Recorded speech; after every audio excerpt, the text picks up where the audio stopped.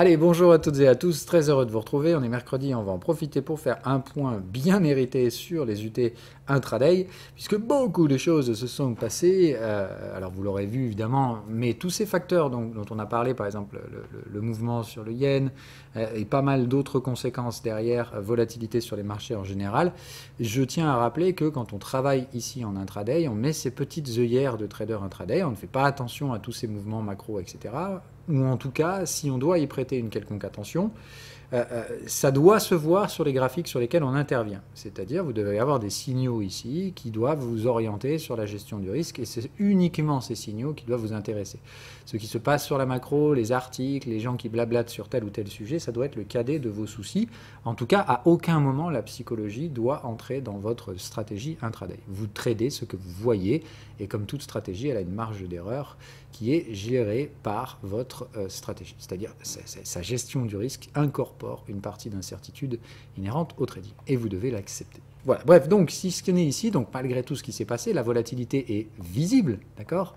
Mais on n'a pas ici en sort d'alerte de volatilité, ni de quoi que ce soit qui nous alerte sur une altération des gestions du risque. Ici, on trade ce qu'on trade d'habitude, il n'y a rien à changer. On applique nos règles.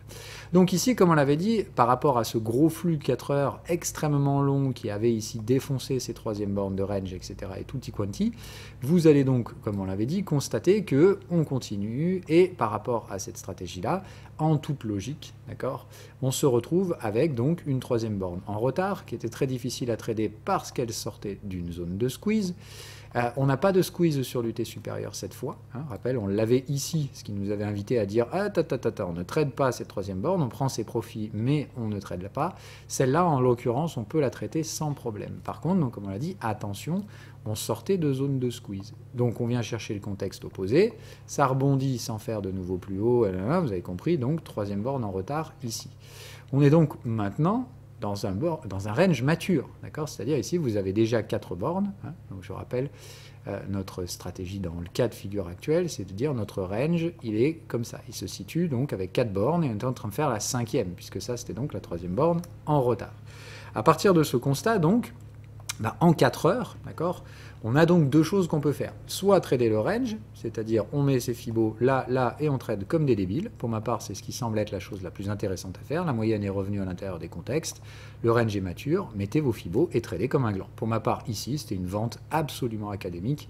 Il n'y a rien d'autre à faire ici que d'être vendeur, point. Voilà, c'est personnellement ce que j'ai fait. Est-ce que ça marchera pas, j'en sais rien, je m'en fous, mais je ne suis pas en train d'intellectualiser le marché. Voilà, juste en train de dire, je m'en fous, j'ai un range, il est mature. En plus de ça, j'ai plutôt envie de vendre plus qu'acheter, donc je me positionne vendeur, point barre. Passera pas, c'est le marché qui décidera.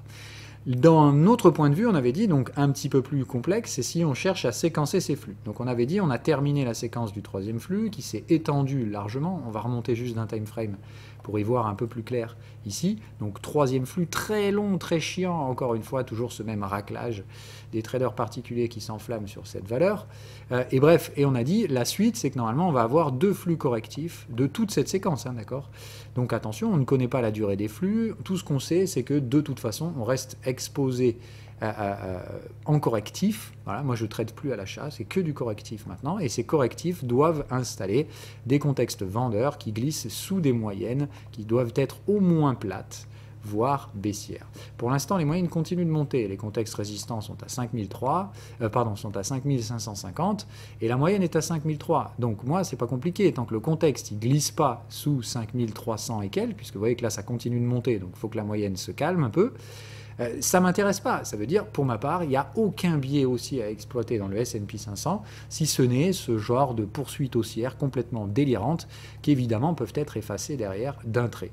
Donc on fait très attention. Je vous avais aussi averti du fait que les troisièmes bornes n'étaient absolument pas garanties sur cette UT 4 heures, et c'est bien ce qui s'est passé. C'est-à-dire qu'ici, la troisième borne, elle a été fabriquée en retard.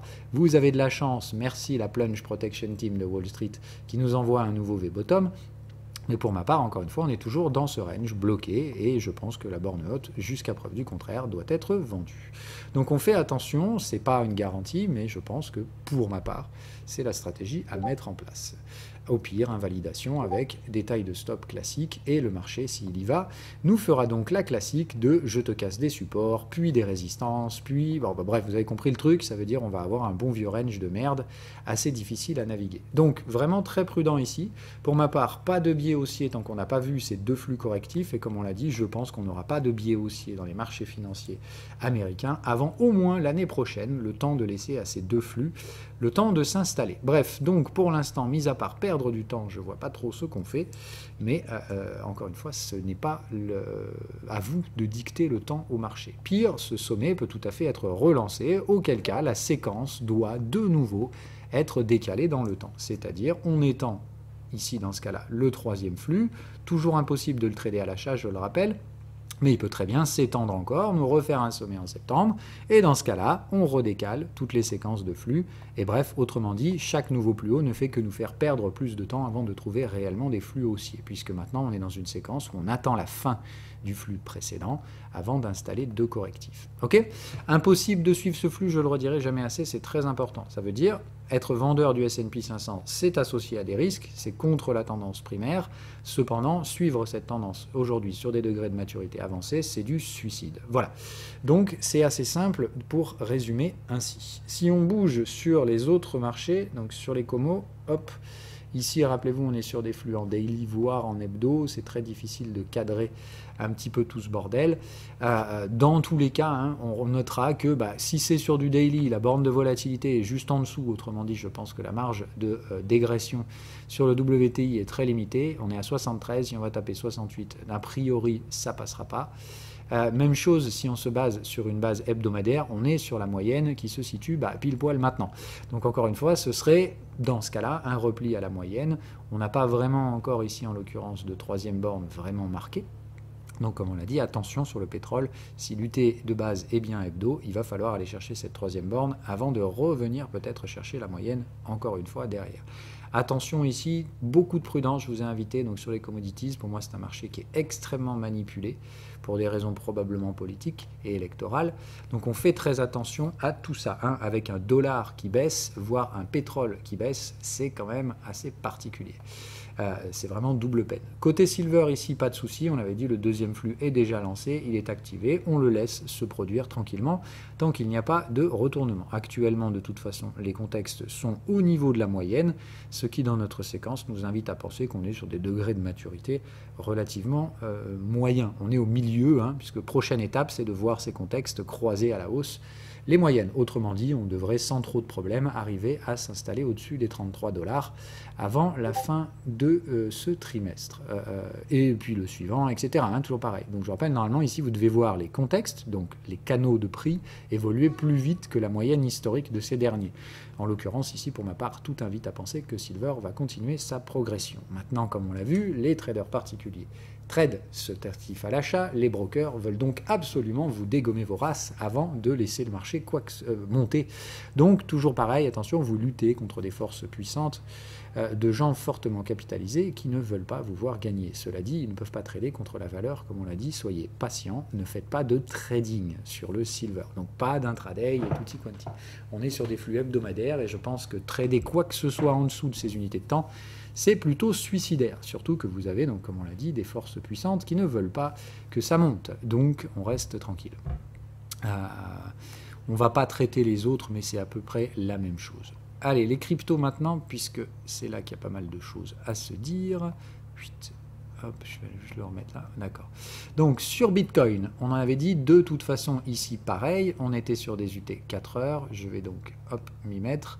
On avait dit... on va laisser tranquillement ce range se construire et sur la borne de volatilité, on trade sans hésitation le troisième flux qui va se construire par rapport à ça. D'accord ? Donc, pour ma part, le troisième flux a trouvé son point d'entrée. D'accord ? Comme on l'a dit sur la gestion du risque, on garde ses stops relativement larges étant donné toutes les alertes de volatilité, d'accord ? Qui doivent vous dire, putain, si vous mettez des petits stops sur un truc comme ça, je ne sais pas ce qui se passe dans vos têtes, mais ça ne va pas. D'accord? La validation de ce flux doit se faire en rupture des 73 000 $, qui, jusqu'à preuve du contraire, ne sont pas encore arrivés. Donc, vous êtes toujours sur un flux potentiel, et on a fait un nouveau plus bas. Hein. Donc, rien de bien méchant à ce stade-là, on ne fait que décaler, entre guillemets, et on attend tranquillement que ce marché trouve l'énergie pour déborder les 73 000. Et normalement, donc ici, un stop loss lointain. Se rappeler que c'est le troisième et dernier flux, mais que vous ne connaissez ni sa longueur, ni son amplitude, d'accord? Enfin, ni sa durée, ni son amplitude. Ça peut très bien durer 3 semaines, et être extrêmement bourrin, aller chercher 130 000, ça peut très bien, enfin 3 mois, pardon, ou alors ça peut très bien durer 2 ans, enfin, ou 1 an et demi, d'accord, et dans ce cas-là, on l'a dit, vous aurez un truc qui est extrêmement brutal et qui peut aller chercher des niveaux beaucoup plus lointains, d'accord? Vous n'avez aucune idée de quoi que ce soit sur ce truc-là. Ça peut être relativement. Vous savez juste que ça ne démarre pas tant qu'on ne démarre pas au-delà de 75 000 $, enfin 74, d'accord? Donc prudence, pas de prévision du turfu, genre ouais mais regarde la force elle augmente, donc forcément le troisième ça va être to the moon. Vous n'en savez rien, d'accord? Moi je répète encore une fois, sur Bitcoin c'est très difficile d'arriver à sortir des targets. Moi pour ma part 120 000 est une zone où j'aurai un intérêt éventuel d'arbitrage par rapport aux autres valeurs, parce que je pense que la dominance est plutôt amenée à baisser, donc je pense que les bénéfices vont venir ailleurs que Bitcoin, donc l'intérêt va aussi switch en dehors de Bitcoin, et puis sinon la deuxième zone sera vers 200 000, et mes gestions à moi seront associées aux signaux qui sortiront dans ce truc-là. Mais pas oublier que si ça se trouve, on va juste monter à 76 000, d'accord, hop, faire une troisième borne, terminer le flux, et on va remanger 2 flux correctifs qui nous ramèneront Bitcoin à 35 000. Ne séquencez pas comme si vous connaissiez le futur. C'est juste de dire, attention, on doit a priori encore casser les plus hauts des 72 000 sur la séquence de flux. Et je reste plutôt encore aligné sur cette idée qu'il reste un peu de carburant dans le réservoir. Par contre, ce carburant, il n'est pas visible sur beaucoup d'actifs qui sont allés faire n'importe quoi. Donc très prudent, je ne connais pas la durée ni la distance que va parcourir ce flux, je sais juste que beaucoup sont allés très vite et que à ce biais-là, encore une fois, tout et n'importe quoi ne va pas pumper dans la stratosphère. Donc on fait attention, je ne connais pas la nature de ce troisième flux ni sa durée et vous non plus. Donc on n'est pas là pour aller plus loin que ça. Sur Ethereum, ça se complique un petit peu plus, puisque ici, même chose, on avait joué les points d'entrée des flux, troisième flux, hein, exactement les mêmes. Ici, pile poil, pareil sur la borne de volatilité, un trade cadeau, encore une fois, et assez facile à voir. Toujours dans la même séquence, hein, là c'est exactement le même schéma que sur Bitcoin. Problème, vous mangez une alerte de volatilité, une explosion de liquidation, merci les fils de pute de Jump Capital. Donc, par rapport à ça, ici, pas mal sont ceux, enfin, nombreux sont ceux qui se sont fait stopper. Moi, pour ma part, évidemment, grand malin que je suis, je n'ai pas de stop loss hein, sur ce genre de trade. Par contre, j'ai des invalidations graphiques. Donc, clairement, ici, on est allé chercher des niveaux maintenant, encore une fois, avec des catalyseurs, ça ne tient pas, rebond sous la moyenne. Moi, personnellement, je suis toujours dans ce trade de flux. Hein, et comme on l'avait dit, le stop maximum se trouve là, le stop recommandé se trouve pile poil là où on est allé. J'ai tout à penser que ça a été une vilaine chasse au stop. Et évidemment, comme d'habitude, ce sont toujours les mêmes acteurs bien connus de l'écosystème qui déclenchent ce genre de fils de puterie. Donc bref, comme d'hab, si vous êtes fait péter les stops, dites merci à Jump Capital. Et puis sinon, encore une fois, je pense que c'est l'invitation à la prudence dans ces marchés. On montre bien qu'ici, il y a des enjeux plus stratégiques que juste la gestion du risque. Pour ma part, je pense toujours que le troisième flux est à venir. Je ne connais là non plus pas sa durée ni quoi que ce soit. Tout ce que je peux vous dire, c'est qu'il ne s'active pas tant qu'on n'est pas à 4000, alors qu'on trade et qu'on a descendu jusqu'à 2000. Donc pour ma part, c'est de dire, rappelez-vous, les flux, s'il y a bien une seule chose que vous pouvez utiliser dedans, c'est qu'ils aiment bien les ratios 1 pour 1, d'accord? C'est-à-dire en absence de capacité de faire quoi que ce soit, d'accord? Parce que je rappelle, on ne peut pas projeter des targets. Sachez qu'en général, dans des environnements de range, on a tendance à reporter l'amplitude corrigée. Donc ici, ça me donnerait des objectifs a priori vers 6000 sur Ether. Le problème, c'est qu'à 6000, on est en ATH et comme on l'a dit, ça déclenche les structures de tendance de long terme. Bref, après, on ne mélange pas toutes les choses. Ici, on est juste à court terme. Donc, juste pour dire, attention, je pense que le retrait qu'on a eu sur Ether, c'est de quoi prendre encore plus d'élan pour la suite. Donc, beaucoup plus de patience pour ma part, mais je suis beaucoup plus ambitieux sur les targets d'Ethereum, puisqu'ici, il faut déjà faire x2 avant même de valider le troisième flux. Ça laisse aussi la possibilité que Bitcoin valide son flux et qu'Ether pas du tout, hein. Mais je suis très peu confiant sur cette nature-là, étant donné les fondamentaux toujours délirants d'Ethereum. Bref. Donc vraiment prudence, encore une fois pour ma part ici, on ne va pas commencer à stuffer de la psychologie de marché, mais je pense que c'est intégralement de la psychologie sur Ethereum et des acteurs assez malveillants qui profitent d'une non-liquidité pour aller déclencher des stop-loss. Voilà ce que j'en pense tout simplement. Donc si vous êtes fait stopper, tant pis, ça arrive. Est-ce qu'il faut reprendre les trades? Moi je pense honnêtement que c'est tout à fait faisable, mais avec des stops larges, d'accord? Voilà. Tout simplement, pour l'instant, beaucoup de patience. On a un repli sur des moyennes ascendantes. Pour ma part, ici, c'est des genres de trucs où, évidemment, c'est là que se jouent les éléments importants. Si un creux majeur s'est formé sur cette liquidation un peu désastreuse, je pense encore une fois que derrière, le flux se déclenchera et le déclenchement de ce flux se fait à 4000. Donc, tant qu'on n'est pas à 4000, tant qu'on ne va pas sous le creux du flux précédent à 1500 $, eh bien, il n'y a rien à faire, si ce n'est parler des déboires de ses amis de Jump Capital. Voilà. Sur ce, je vais vous laisser. Alors, pardon, on peut faire Atom aussi, puisque voilà, je sais que vous allez me le demander. Donc, Atom, le nouveau plus bas est fait dans la structure de Wyckoff. Donc, a priori, c'est un premier flux haussier ici qui va se construire. Donc, si le premier flux se construit, vous connaissez la mécanique. Ici, a priori, on est sur des objectifs mensuels, d'accord? C'est un des rares, hein, je vous rappelle, qui a frappé sa borne basse en mensuel. Donc, les flux vont se construire en 4 heures.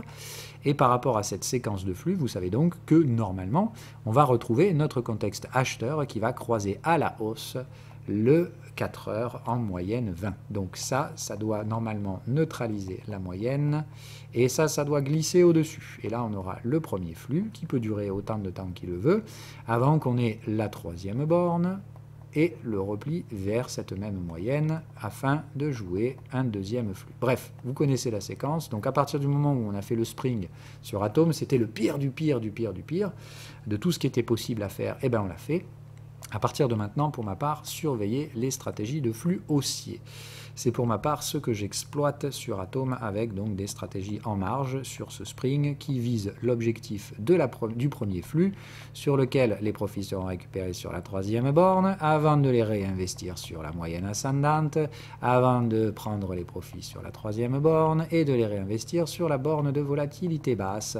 Voilà, bref, moi je vais suivre et séquencer le flux tout simplement en 4 heures sur Atom. Vous avez AV également qui propose des stratégies intéressantes dans ces flux. Alors, comme vous l'aurez vu ici, je remonte juste d'un cran, hein, d'accord? Donc pareil, AV, structure mensuelle. Je vous rappelle, il y a plein d'actifs qui n'ont rien du tout en mensuel, hein. Donc ceux-là, vous ne les touchez pas. Tous ceux qui ont un contexte mensuel peuvent générer des flux 4 heures et ce n'est pas autrement. Ici, vous aviez bien le premier flux. Maintenant, on a le repli sur les moyennes. On entame le deuxième flux avec une validation sans cassure des 152, ce qui ne saurait tarder à arriver. Donc je vous le rappelle, il y a tout et n'importe quoi dans les cryptos. Si vous continuez de dire bull market, tout va monter, tout va baisser, vous n'avez rien compris, puisque c'est tout sauf ce que je vois sur les graphiques.